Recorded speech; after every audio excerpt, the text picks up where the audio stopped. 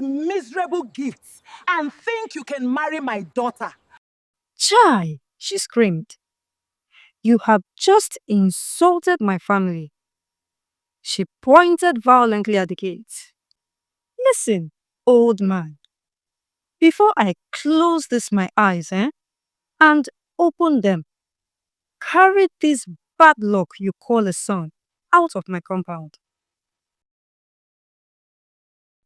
It started many years ago in a quiet village called Basha, when a humble man walked into a compound he had no right entering to ask for a girl's hand in marriage. The girl's name was Jessica.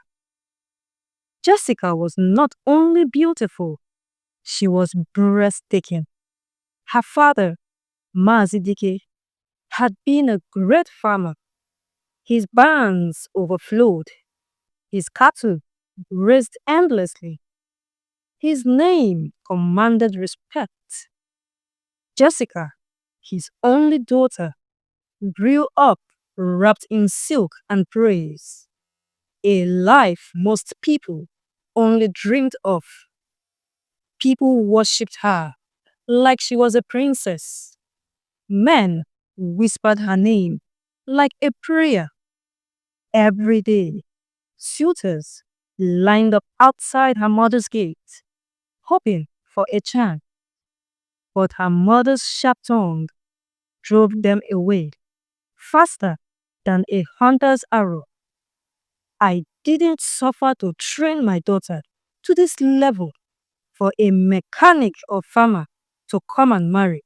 She would snap at them. She deserves a billionaire. You see, from a tender age, Mama Jessica had told her daughter one thing again and again: poverty is a disease. Mama Jessica drilled it into her. Never marry a man without money. Love does not buy fuel. Character does not buy cars. Jessica listened, and she believed. In that same house lived another girl. She was called a maid, though she wasn't one by blood, but by fate. Many years ago, Mazidike had found her abandoned and hungry and brought her home. But after his death, kindness left with him. Mama Jessica, who had never welcomed her, began to make life a living hell for her.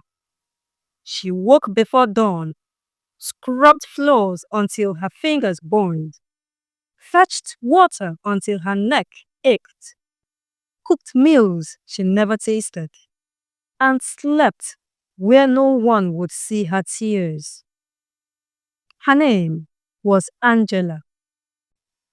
Meanwhile, Jessica would lounge in silk, admiring her own reflection, waiting for wealth to find her.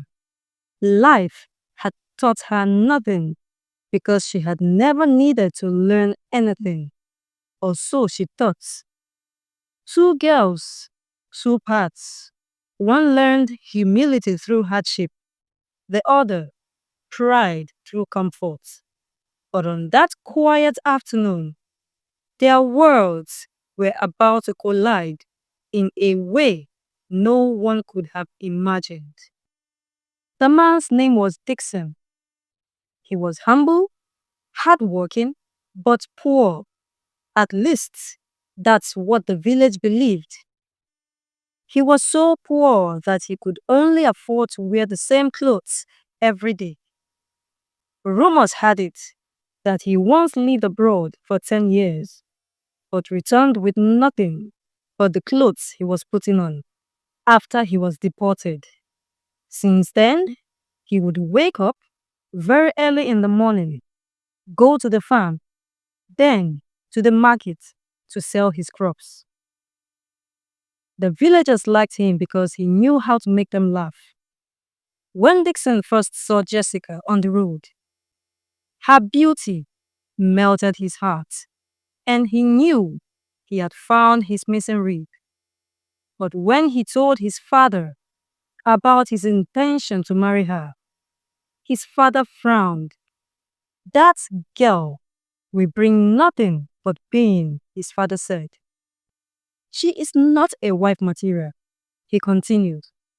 But Dickson already had his mind made up.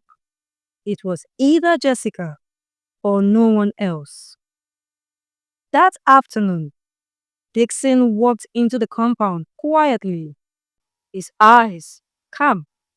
His father walked beside him, carrying kegs of palm wine and small gifts wrapped neatly in clothes. Nothing about him suggested wealth, but nothing about him suggested desperation either. The maid, Angela, was the first to notice him.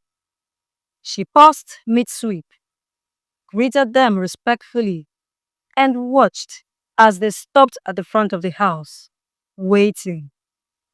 He did not shout. He did not call for attention.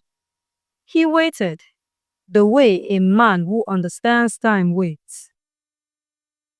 When Mama Jessica finally appeared, Dickson greeted her properly and stepped back, allowing his father to speak.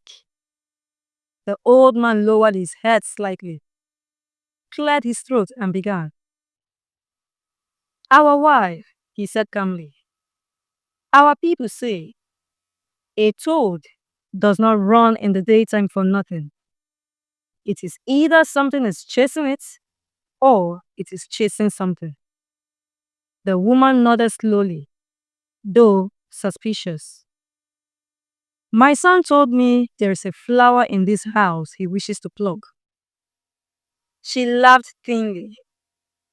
Mazi Obona, you are speaking in riddles. You know, I don't plant flowers here. The old man cleared his throat. What I am trying to say is that my son Dickson wishes to marry your daughter, Jessica. The smile vanished from her face. She walked around Dickson slowly. Her eyes dropped to his sandals, his clothes, his silence.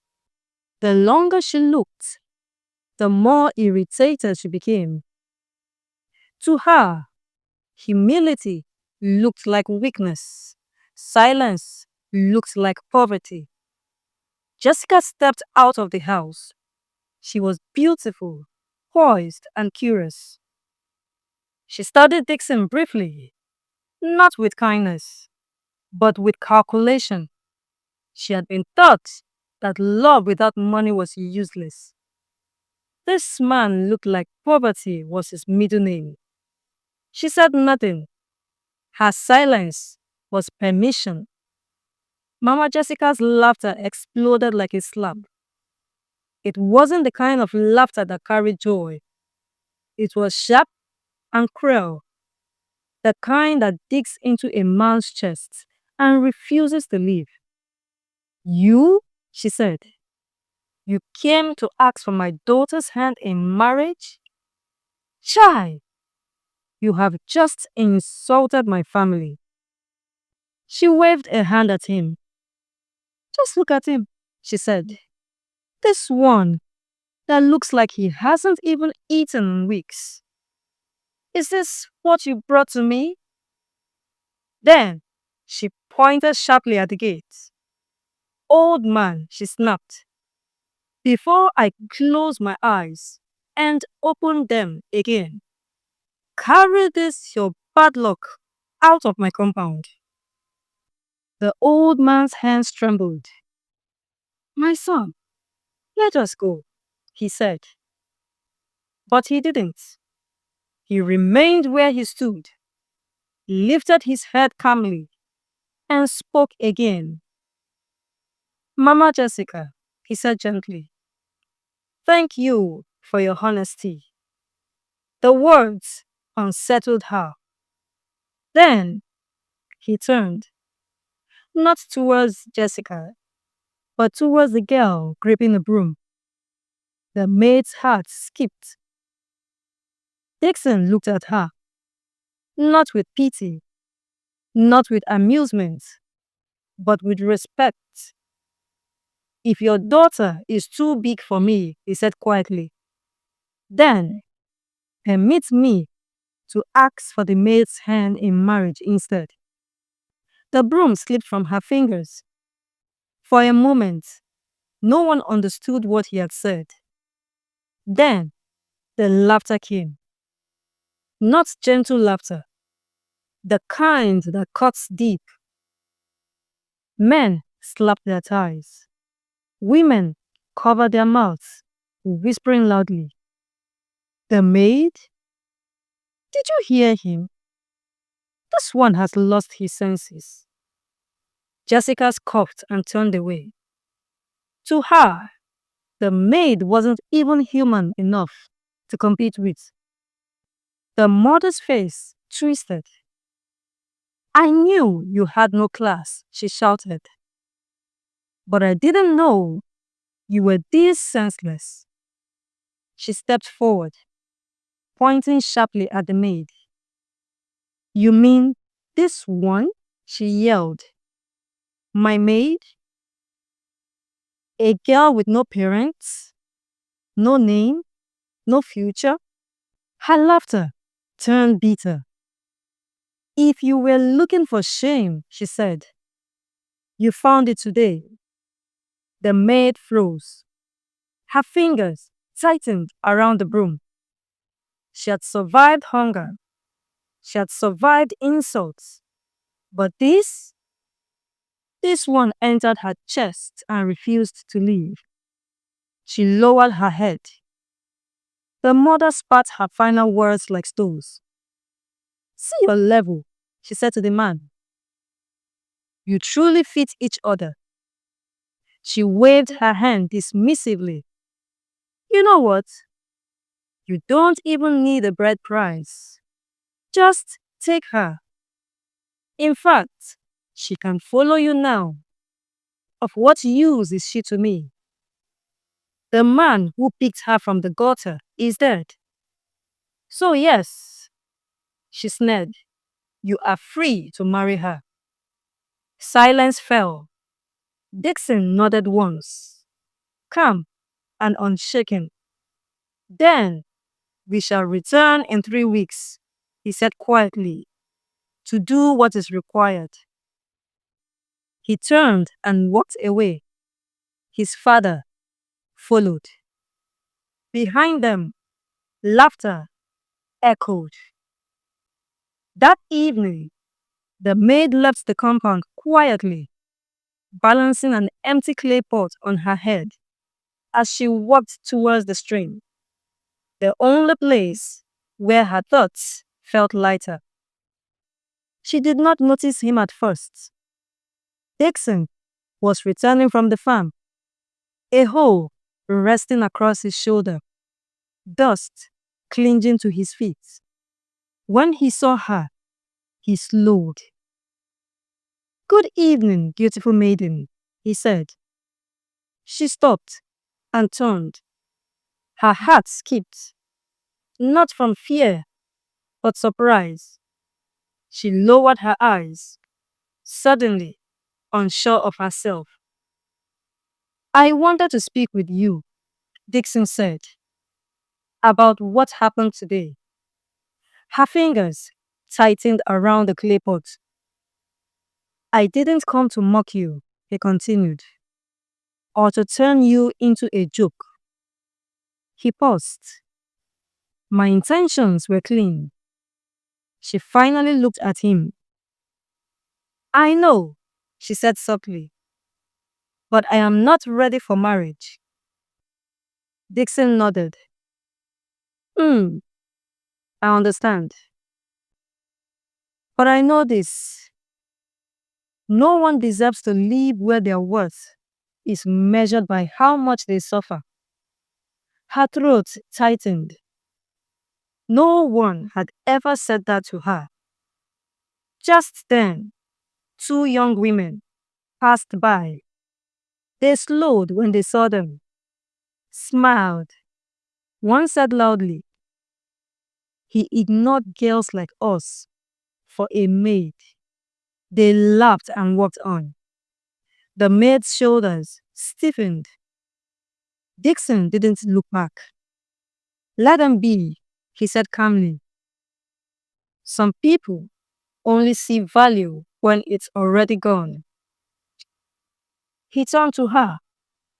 "I didn't even ask your name." She hesitated, then said it quietly. He smiled. "It fits you. I'm Dickson." Without waiting, he reached for the clay pot. "Let me help you." She shook her head. "Oh no, it's fine." He took it anyway. She watched him fetch water. As they walked back together, the stream murmured behind them, holding a secret it was not yet ready to release. Dickson adjusted the hole on his shoulder. He hesitated, then said quietly, "I will be traveling soon." She looked up, surprised. "Traveling?" she asked. He nodded. "Yes, but if you allow me," he paused, choosing his words carefully, "I will return to ask for your hand properly." "You don't have to promise," she said softly. He smiled faintly. The sky darkened as she returned to the compound. The clay pots felt lighter on her head, but her heart was heavy. For the first time in years, someone had made her feel she mattered.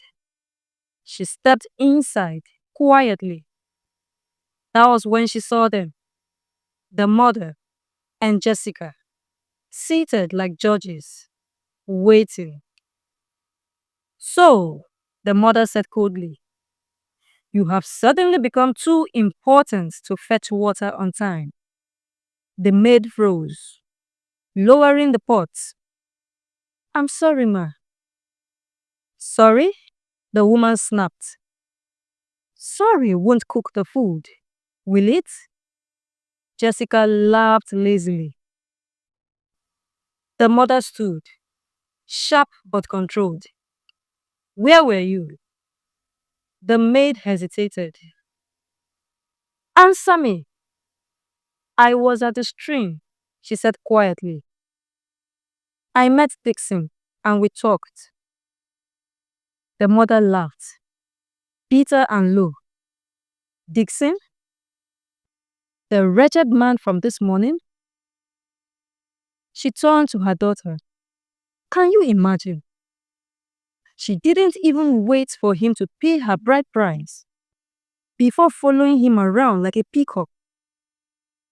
Her hands gestured sharply. "Since you have energy to roam, you will finish all the washing tonight and sleep in the kitchen. If a man distracts you again," she added coldly, "you will regret it." That night, under the moonlight, she scrubbed clothes until her hands burned. Tears fell silently into the water. For the first time, she wished Dickson would come quickly and take her out of there. She thought of his calm smile, the way he looked into her eyes. Her heart skipped. Days passed. After Dickson left the village, life returned to its cruelty for Angela. Whispers began to spread that Dickson's words had been empty kindness, a cruel joke meant to taunt Jessica. Then, one morning, the village woke to a sound it had never heard before. Sound of engines. One car passed, then another, and another. Shiny vehicles rolled into the village like a moving palace. their polished bodies catching the sun, their tires stirring dust that climbed into the air like smoke. Children screamed and ran after them. Women abandoned their firewood. Men stepped out of their compounds, squinting in disbelief. The convoy slowed and stopped right in front of Mama Jessica's compound. Doors opened, and Dickson stepped out, well dressed, calm, and confident. The same man they had chased away, the same man they had mocked, the same man they had called wretched. Only now, he stood differently. His back was straight, his clothes were expensive and stylish. His eyes were calm, the kind of calm that comes from knowing exactly who you are. Whispers exploded like wildfire. Is that not Dickson? The man they insulted? The poor man? Jessica's stomach twisted painfully. How? How does a man everyone laughed at arrive like this? She grabbed her mother's wrapper, her fingers shaking. Mommy, she whispered urgently, panic flooding her voice. Do something, please. Stop Angela from marrying him. Mama Jessica forced a smile that came too quickly. A smile stretched thin by fear. My in-laws, she said loudly, clapping her hands together. You are welcome. As the men settled into their seats, Mama Jessica's eyes widened. Drinks she had never tasted, boxes of clothes, food items stacked neatly, bundles of money tied with bands, far more than tradition demanded. Her heart pounded violently. So, this was the man I chased away? Regret stabbed her chest. Jealousy followed immediately after. But pride hardened her face. She leaned forward, lowering her voice with a fake smile.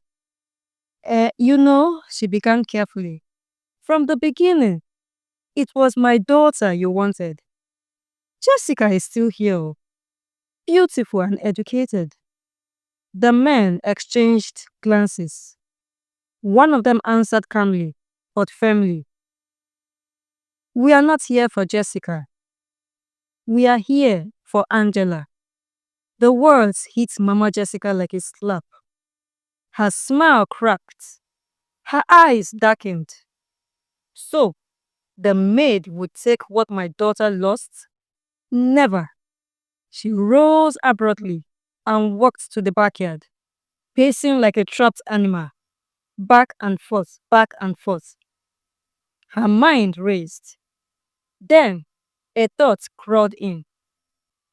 She turned sharply and slipped into the kitchen. Her movements were quick and calculated. She lifted the pot and poured salt, too much of it. Her lips pressed into a thin line as she set it back. Then she stepped outside and called sweetly, Angela, come and serve your in-laws. Angela emerged quietly. She wore clean, simple clothes. Nothing borrowed, nothing exaggerated.